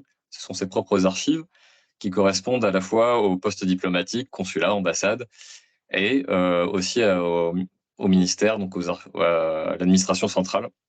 Voilà. Il y a ça, il y a le service historique de la défense, les congrégations religieuses. Donc c'est un peu la sabre et le goupillon. On sait que c'est assez important dans l'histoire, par exemple, des Occidentaux en Chine, notamment à Shanghai. La bibliothèque municipale de Lyon, qui propose notamment les archives de l'ancien institut franco-chinois, donc qui accueillait les étudiants chinois en France dans les années 20. Et également, on va voir qu'il y a des autres institutions et fonds privés. Donc, slide suivante, David, s'il te plaît. Pour les archives diplomatiques. À savoir, rapidement, il y a 2 centres, un à Nantes, décentralisé, et un à La Courneuve. Nantes, ce sont les archives rapatriées des postes diplomatiques, donc consulat, ambassade, légation. Et à La Courneuve, ce sont plutôt l'administration centrale. Alors, je le fais grossièrement et Arsène me dira si je dis des bêtises. Et également, on a ce dont parlait Arsène tout à l'heure, donc c'est ce nouveau site qui est très bien fait, effectivement, qui change vraiment la consultation des infos, parce que vous savez que pour consulter des cartons d'archives, vous ne savez peut-être pas encore, mais il faut passer par un inventaire avec des cotes, un peu comme un catalogue de livres dans une bibliothèque, sauf que ce sont des boîtes d'archives avec des intitulés plus ou moins descriptifs de ce qu'il y a dedans. Et donc là, ce qui change, c'est qu'on peut simplement rentrer un mot-clé dans le moteur de recherche et ça nous sort tous les inventaires qui correspondent à ce thème. Et on a aussi des archives numérisées de plus en plus. Et le projet, de ce que j'ai compris, c'est de mettre tout ce qui est numérisé au fur et à mesure en accès libre dessus, parce que ce sont des archives publiques, sauf évidemment quand ça concerne des données personnelles, ce qui peut être le cas aussi. Donc voilà. Et à Nantes, je vais faire un petit point sur Nantes, si tu peux passer la slide suivante. Parce que, bon, ça sera le service historique de la défense, désolé. Donc, le service historique de la défense, c'est à Vincennes, et aussi dans 8 centres en province pour d'autres types d'archives plus précises. Je ne donne pas le détail ici. Mais là, je vous ai mis 2 documents qui ont été retrouvés dans le cadre d'une recherche d'un collègue à nous, là, Antoine Oustrin, qui a fait une belle recherche sur la visite de Maréchal Foch en Asie. Foch ou Joffre, d'ailleurs, je ne sais plus. Un des deux. Joffre. Et du Joffre. Merci David. Et donc voilà, il avait trouvé ces documents-là donc directement au service historique de la défense à Vincennes, au CHA. Et donc des documents, vous voyez, pris en photo, documents d'origine. Donc voilà, on a vraiment, voilà, c'est la transparence aussi, on a accès à ces sources directement. À partir du moment où on a réussi à les identifier, bien sûr.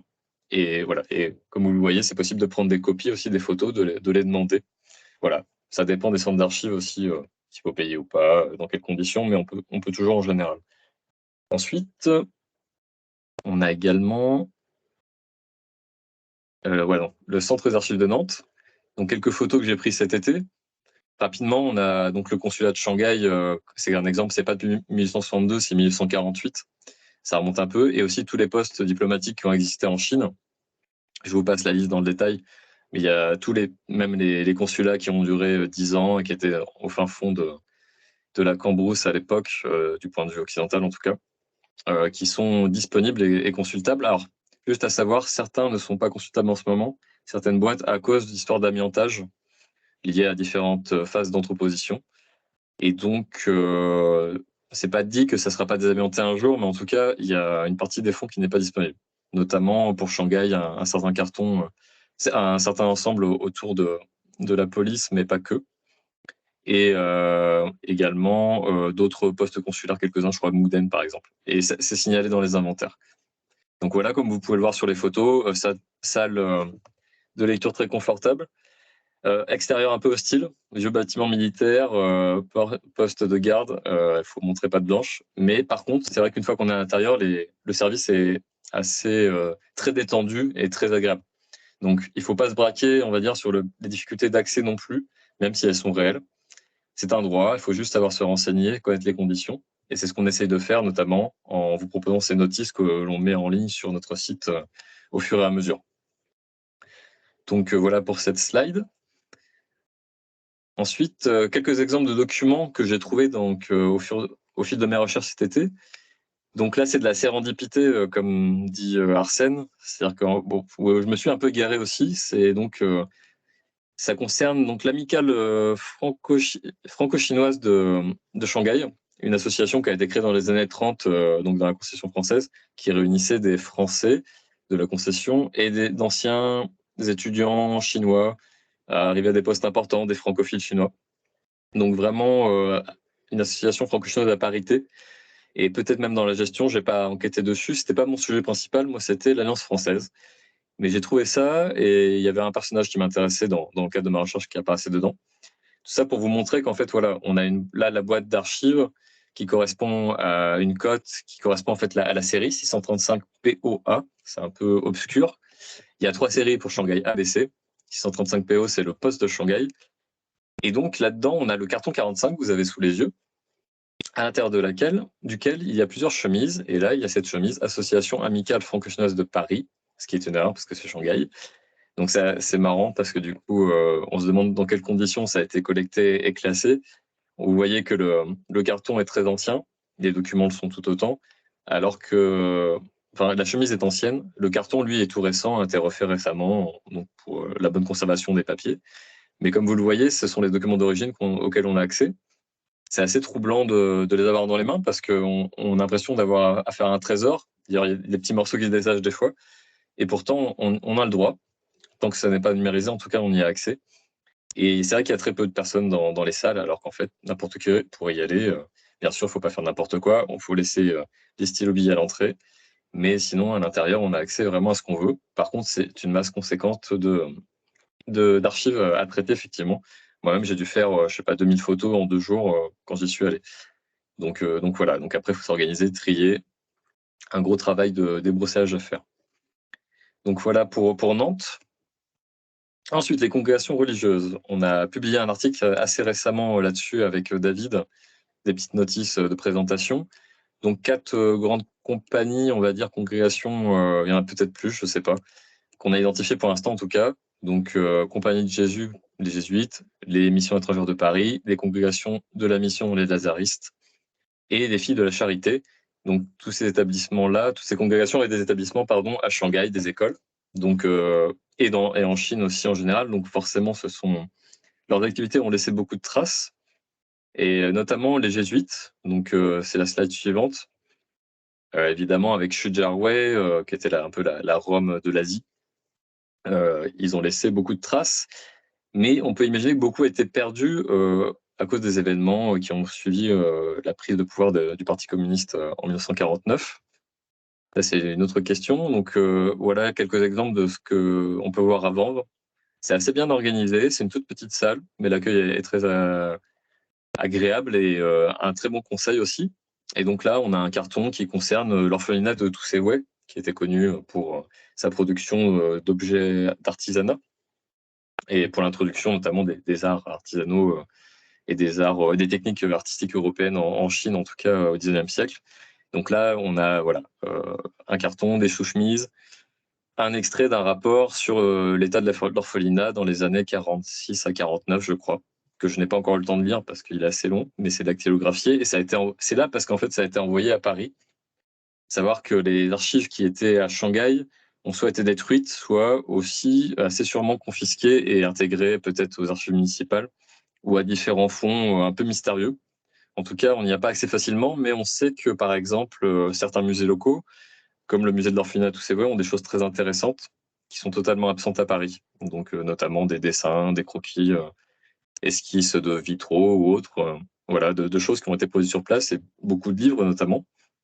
Ce qui nous amènera aussi un peu plus tard à la bibliothèque de Zikawei. Et donc voilà, ça ce sont les archives des 8 avant. Je sais que David pourrait vous parler des autres archives, mais ça sera sûrement l'objet d'une autre présentation. Ensuite, la bibliothèque municipale de Lyon, le fonds chinois. Pour ça, on compte sur Michel Chapdelaine qui est avec nous ce soir pour aller enquêter. On ne connaît pas vraiment, mais après, on peut voir leur catalogue simplement sur Internet. Donc, la base de son chinois, ce sont les archives de l'Institut franco-chinois de Lyon, donc qui étaient conçues pour accueillir les étudiants chinois au début des années 20 en France, donc c'était dans la stratégie d'influence de la France en Chine. Et donc il y a les archives, il y a la bibliothèque de l'époque, et après différents dons qui ont été versés, notamment apparemment de personnes chinoises. Je ne sais pas dans quelles circonstances, mais... Ah, Michel, tu veux intervenir?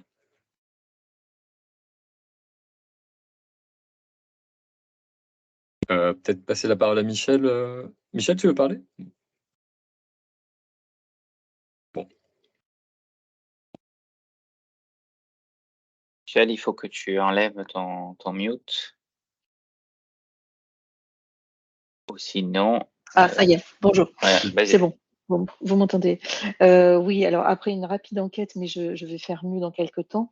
La bibliothèque municipale de Shanghai a aussi des fonds qui sont des ouvrages chinois de la collection jésuite de Chantilly, et notamment sur les travaux qu'auraient effectués des jésuites en Chine. Je vais me pencher un petit peu plus là-dessus. Voilà. Ok.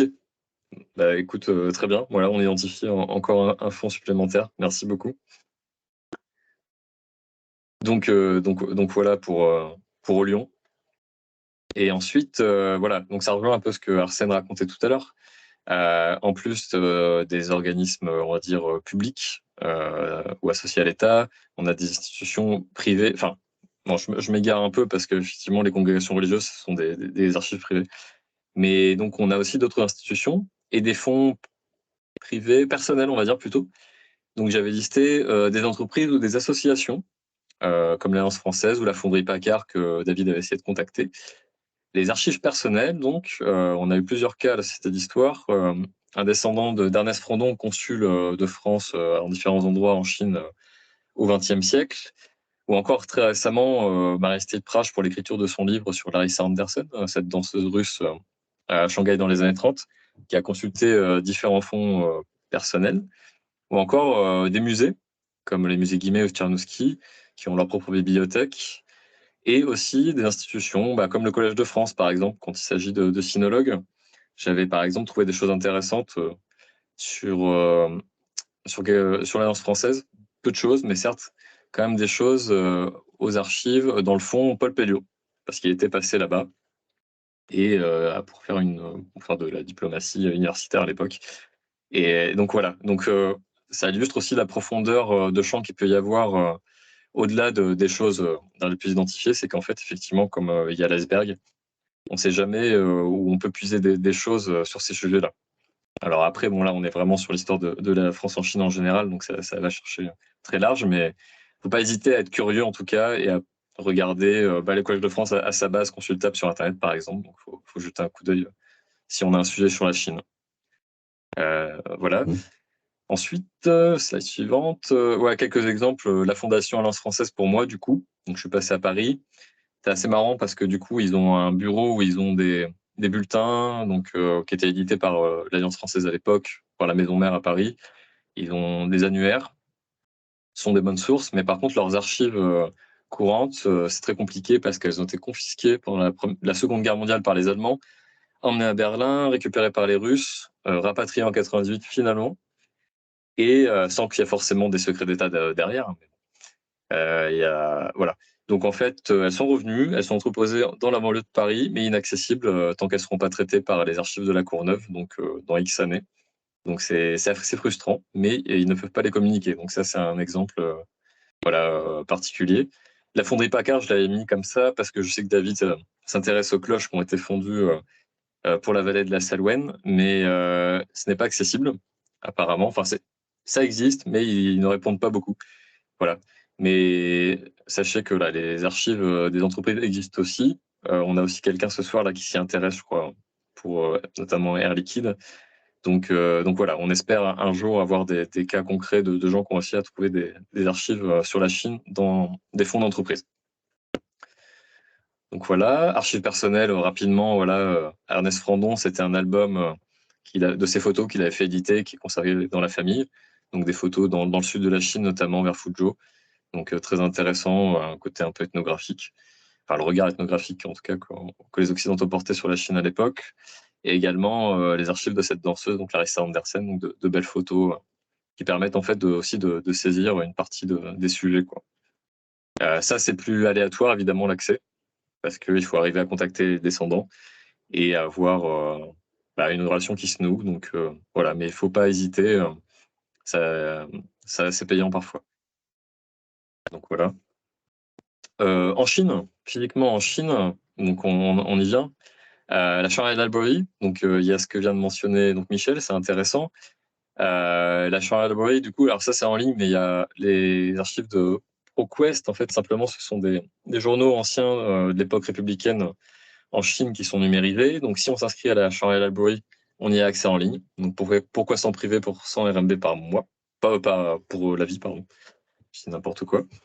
Donc ça, c'est la Shanghai Library, donc, qui chapeaute quand même la bibliothèque Zikawei, ou bibliothèque Zikawei, qui est donc l'ancienne bibliothèque des Jésuites à Shujiawei. Donc là, on est à mi-chemin entre une bibliothèque et un service d'archives. On est plus même dans un service d'archives. Beaucoup de livres anciens, certains en accès libre, avec une carte de la bibliothèque de Shanghai, et également des journaux anciens, comme le journal de Shanghai. Donc pas mal d'entre nous ont eu l'occasion d'aller tourner les pages là-bas. C'est pas encore vraiment numérisé. Et ils ont des numéros qui ne sont pas sur Gallica, par exemple, sachant que c'est sur Gallica numérisé pour ce qui existe à la BNF, mais à Zikawei, on peut trouver ça. Donc ça, c'est physique. Et aussi, voilà, j'ai mis l'adresse en dessous, je la partagerai plus tard. Ce moteur de recherche permet de chercher directement en fait, des livres français ou en langue étrangère qui sont entreposés à la bibliothèque Zikawei. Reste à savoir après si on peut se les faire communiquer ou pas, mais on a vraiment la possibilité d'accéder en tapant un mot-clé, tous ces jésuites, voilà, à ce qu'il y a dedans. C'est très très caché, c'est pas disponible en cherchant sur Baidu, c'est pas du tout référencé. Mais voilà, ça existe. Donc ça, c'est physique. Les archives municipales, une grande question. Voilà, a priori, comme disait David, on peut y accéder maintenant prenant rendez-vous. Mais voilà, il faut tester. Il y a des conditions assez drastiques, même pour les Chinois. C'est assez surveillé, visiblement, vu les retours qu'on a, mais on peut quand même retirer des choses. Mais ça reste à la discrétion en fait, des archivistes qui peuvent très bien dire que voilà, ça relève entre guillemets du secret défense locale et il n'y aura pas d'explication et on ne peut pas y accéder. Mais là, évidemment, il y a beaucoup de choses qui ont été récupérées en 49 et qui ne sont pas accessibles ailleurs. Donc ça, c'est quand même un assez grand mystère. On ne sait pas trop, on n'a pas eu de contact avec des chercheurs non plus spécialement, des spécialistes de la Chine qui auraient pu nous dire non plus ce qu'ils avaient trouvé dedans à l'époque où c'était consultable. Donc voilà, on en est là. Et évidemment, après, sûrement les archives municipales des autres villes de concession, Wuhan, Tianjin, etc. Et donc ça, c'est encore une autre question. Et voilà. Et également, les archives d'arrondissement, j'ai mis ça parce qu'en fait, simplement, on a vu avec l'intervention de Marie-Astrid Prache lundi dernier sur son livre sur Larissa Andersen qu'elle avait trouvé des choses via une amie chinoise qui l'avait aidée pour des recherches sur l'état civil, en tout cas, local, pour retrouver en fait la trace d'un certificat de mariage. Donc voilà. Donc ce sont des choses qui existent aussi. Alors, évidemment, on ne peut pas y aller comme ça en tant qu'étranger. Il faut montrer patte blanche. Mais avec des contacts locaux, peut-être qu'il y a des choses à faire. Les archives nationales à Pékin, j'en ai reparlé avec Antoine Austrin tout à l'heure. C'est accessible publiquement, machin. Mais en fait, si on ne sait pas ce qu'il y a dedans, bon, ça rejoint ce que disait Arsène, on ne trouvera rien, a fortiori parce que c'est pas facile d'accès. Les archivistes sont plutôt amicaux, mais très peu de choses sont consultables dans tout ce qui existe aussi. Donc lui, il avait réussi à trouver des choses là-bas, des livres en français notamment, grâce à l'aide d'un chercheur local. Donc il faut savoir qu'il y a ces limites-là. Et enfin, Taïwan, c'est ce qu'on a discuté avec Arsène tout à l'heure, donc j'ai rien à ajouter là-dessus. On en saura plus bientôt. Et pour finir, cette longue liste, quand même, c'est déjà assez conséquent, c'est tout ce qu'on trouve en ligne et qui c'est pas mal du tout, en fait, quand on y pense. Dans l'ordre, j'ai commencé par ce qui est fourni en France. Donc, la bibliothèque diplomatique numérique qu'on a évoquée tout à l'heure, donc très bien fait. Je l'ai partagé sur le groupe WeChat, donc n'hésitez pas à aller cliquer et regarder ce qu'il y a dedans. bnazi.ue, très chouette. Pas tant de choses que ça, mais que des choses très intéressantes, introuvables ailleurs, numérisées. Beaucoup de thèses, beaucoup de livres et aussi des archives.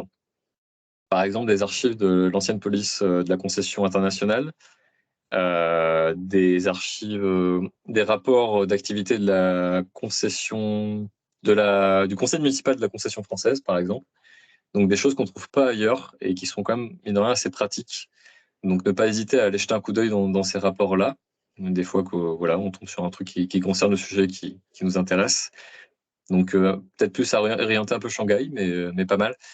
Gallica.fr, évidemment, pour tout ce qui est numérisé. Il y a pas mal de bouquins de sinologues du 19e siècle, mais qui peuvent être plus ou moins encore heuristiques. Également le journal de Shanghai. Donc voilà. Relations de Chine, je crois qu'il est numérisé aussi maintenant, le journal des Jésuites. Donc de belles choses à trouver. Virtualshanghai.net, c'est assez incontournable pour ceux qui s'intéressent en tout cas à Shanghai. Pour les données et les cartes, Thierry dira pas le contraire, ça nous a permis de proposer en ligne les plans, les commercial maps de Shanghai des années 39 et 46, concession française, concession internationale, donc très très détaillé, très chouette. Ça c'est en open source, on a trouvé dessus beaucoup de vieilles cartes en très bonne définition, donc pour les passionnés de cartographie, n'hésitez pas. Et il y a aussi un virtual Beijing qui existe pour la Chine, donc voilà. Tout est fait par le Christian Henriot, en fait, spécialiste un peu de la Chine républicaine. Donc très chouette. Autre chose qu'il a fait, que j'ai listé en dessous, Modern China Biographical Data, avec des biographies donc, de l'époque républicaine. Et des Qing tardifs, donc très intéressant aussi qu'on s'intéresse à la période pour comprendre le côté chinois, ce qui nous manque un peu des fois de notre côté, parce qu'on est très sur les sujets français, et forcément à cause de la langue. Voilà. Également, France China Archive, c'est pas mal du tout. Ce sont des archives photographiques, dont certaines assez anciennes, fournies par des Français, donc des chercheurs, différentes origines, mais il y a vraiment beaucoup de choses. Donc ça, faut pas hésiter à aller chiner dedans. C'est très chouette. Les universités anglo-saxonnes, rapidement, beaucoup de bases de données photographiques. Je cite pas dans le détail, mais voilà, tout ce qui est listé ici, c'est très chouette. Beaucoup de choses, notamment des années 30. Du journalisme photo, des choses comme ça. Donc, très chouette pour mettre en contexte, se remettre dedans. ChinaFamilies.net, très chouette aussi, Université de Bristol. Beaucoup de choses sur les expatriés de l'époque, on va dire. C'est pas le mot, mais les gens qui ont vécu, des photos, des données liées au décès aussi. Donc, avec un moteur de recherche. Donc, toujours à consulter quand on fait une recherche sur quelqu'un, en tout cas, c'est un incontournable. Le blog de Katia Kniazeva, du coup aussi passionnant sur l'histoire des Russes, mais pas que. Et l'histoire des Russes, de toute façon, nous renvoie à la concession française de Shanghai. Donc très chouette sur l'architecture, sur des personnages. Il y a cette carte aussi interactive avec toutes les photos qui sont mises en ligne dessus, donc vraiment super. Archiveportal.net, c'est un peu comme France Archive que Arsène a cité que j'ai pas mis. Donc c'est un méta-moteur qui permet de chercher dans différents services d'archives. Donc ça prend du temps, mais il y a des choses aussi pour rebondir. Et puis si on a le temps d'aller faire un tour au Portugal ou qui sait, je sais pas, en Allemagne, il y a des trucs partout sur la Chine et forcément qui renvoient aussi à l'histoire des Français de Chine. Voilà. J'ai mis Archive China España aussi. Je me demande si Michel n'avait pas trouvé des choses dessus lors de son enquête sur la ville Abbasée. Voilà, un petit peu un biais détourné, mais pareil, on trouve des choses. La base à vitesse, ça c'est pour la littérature. Pareil, il faut regarder. Comme disait Arsène, il y a peu de sujets qui n'ont pas été touchés avant par quelqu'un d'autre, donc faire un état des lieux de la littérature, ça fait toujours gagner peut-être un peu de temps, ne serait-ce que pour piquer les sources voilà, dans les notes de bas de page. Et enfin, voilà, il y avait une autre base donc, sur d'autres journaux. Et chineancienne.fr, c'est plutôt pour des PDF de livres anciens, de vieux livres de sinologie. Mais voilà, pour ceux qui aiment le PDF, c'est très très bien. Donc voilà, j'ai fini cette longue liste. Je finis sur autre. Les bibliothèques spécialisées, il y a une liste qui existe, que je partagerai, pour les bibliothèques spécialisées sur la Chine. Donc un peu partout en France, avec la limite que ça peut être des fois ne pas ouvert si on n'est pas étudiant ou chercheur. Donc il faut se renseigner. Et enfin, ce petit manuel de poche qui vient d'être publié sur les archives en Chine, qui est toujours intéressant de lire. Donc ça, je vous le partagerai aussi, qui fait un état des lieux un peu de comment aborder ces archives. Voilà. J'espère que ça n'a pas été trop long ni trop liste de courses. En tout cas, si vous avez des réactions, Il est 21h05, on peut prendre encore un petit quart d'heure pour prendre des réactions. Si vous avez des questions ou des partages à me faire, je suis preneur. Merci.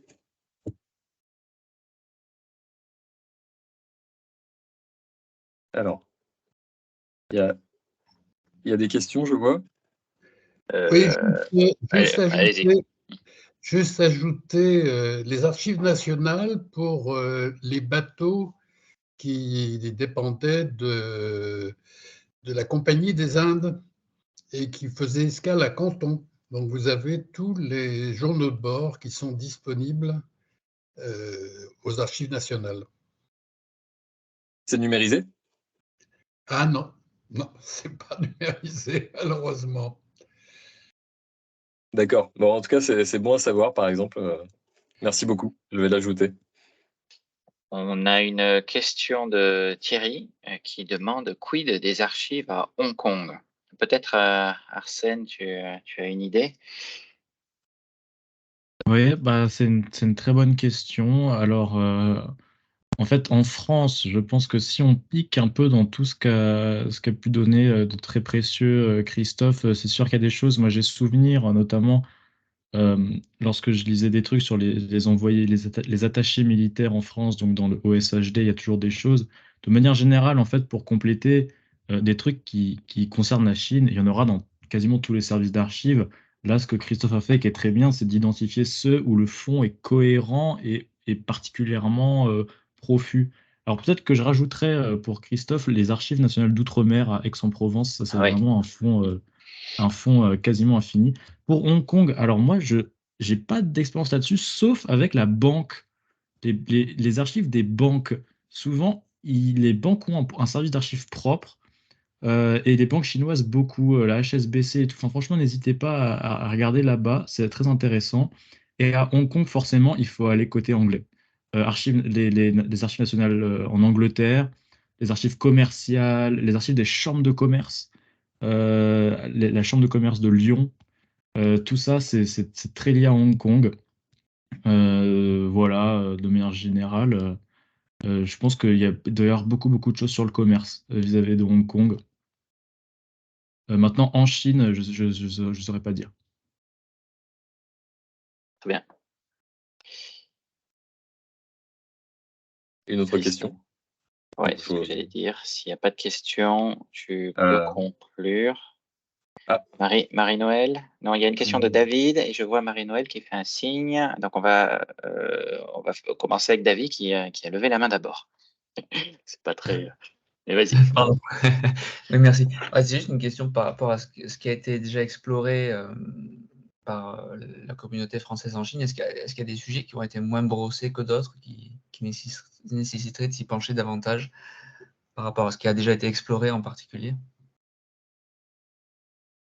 Tu parles de la communauté française de l'époque?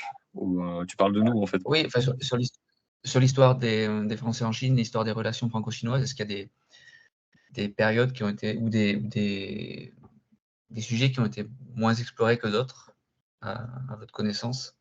Sur la période, nous on sait qu'on se concentre énormément sur la période des concessions, donc 1842, 1949, 52 quoi en gros. Donc ça après, avant et après, on n'a pas trop touché. C'est déjà voilà, une base. Alors après, sur les sujets qu'on n'aurait pas abordés, oui, il y en a plein.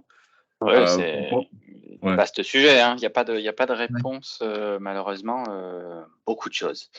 D'accord. Nous, on fait que vulgariser ce dont on entend parler le plus souvent. Donc, on revient très souvent sur la concession française, etc. Mais comme le disait Christophe, tout ce qui est avant, ou parfois quelques sujets de niche, etc. Enfin, c'est infini, hein. C'est vraiment infini. C'est un engrenage, tout ça. Après, très bien. C'est un engrenage, comme dit David. Après, ça dépend de tes centres d'intérêt, j'ai envie de dire, parce que c'est vrai que je pense que, bon, peut-être lié aussi aux gens qui sont plus à Shanghai, il y a eu beaucoup de choses de faites sur les ingénieurs, sur peut-être le côté un peu commercial et des cimetières par David. Mais du coup, en fait, voilà, il y a plein de sujets. Je sais pas, par exemple, C'est vrai que la culture dans la Constitution française, ça n'a pas été hyper abordé, même si ça l'est dans la littérature universitaire, mais pas tant que ça. Là, il y a un bouquin super qui est sorti là-dessus. C'est fait par des universitaires de Kyoto. Et donc, c'est publié en japonais. Et je l'ai traduit avec Google Lens, quoi. Mais par exemple, voilà. Voilà, faut passer par des biais exhaustifs. Donc, ça peut être fait. Et de toute façon, ouais, après, voilà, je pense qu'il faut, si tu t'intéresses à un sujet, tu fais un peu le tour de la question, comme disait Arsène. Et après, tu regardes sur notre wiki, bien sûr, si on n'a pas déjà traité de manière hyper approfondie. Je pense qu'il y aura de la marge. On laisse la parole à Marie-Noël maintenant. J'ai vu la main qui se levait. Déjà, la première chose, j'adorerais avoir je ne sais pas si c'est possible, si vous voudriez partager vos PowerPoint. Ça Oui, serait très bien sûr. intéressant, évidemment, à regarder cercle privé sur des archives ou des sources.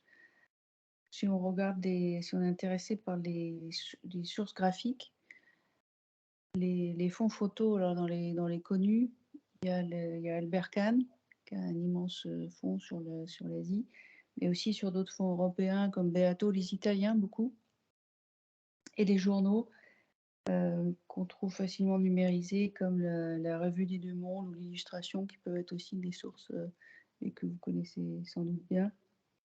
En effet, la numérisation dans les bibliothèques universitaires américaines ou anglo-saxonnes, ils ont numérisé énormément de choses. Les guides de voyage, selon les périodes qui vous intéressent, sont des sources incroyables d'informations. Et la difficulté, c'est de casser l'algorithme quand on fait des recherches en ligne.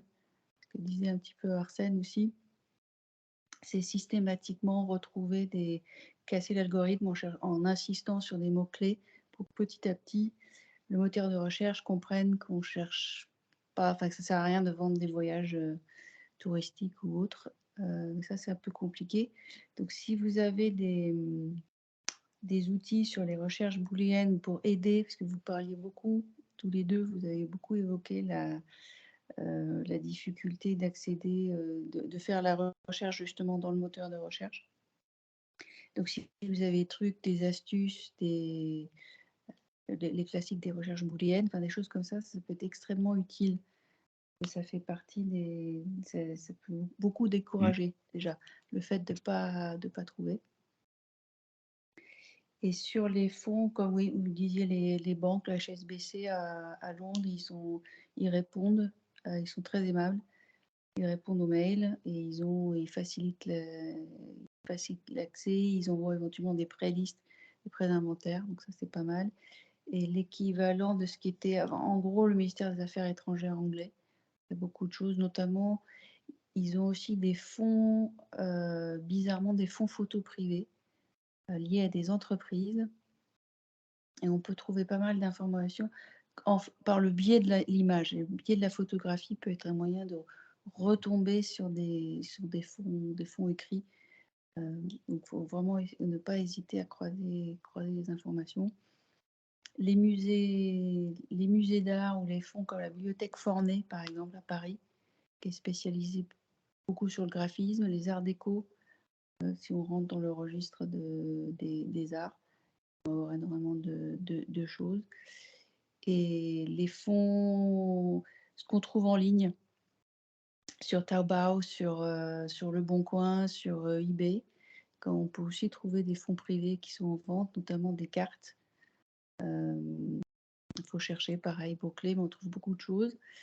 Il y a les fonds et les greniers sont en France, notamment sur les brocantes. Vous avez un effet génération. Là, on est à peu près sur les personnes qui ont pu être, on va dire, les coloniaux. Donc, les enfants et petits-enfants des coloniaux sont sur les marchés maintenant. Donc, il y a un effet génération. Donc, on peut trouver pas mal de fonds.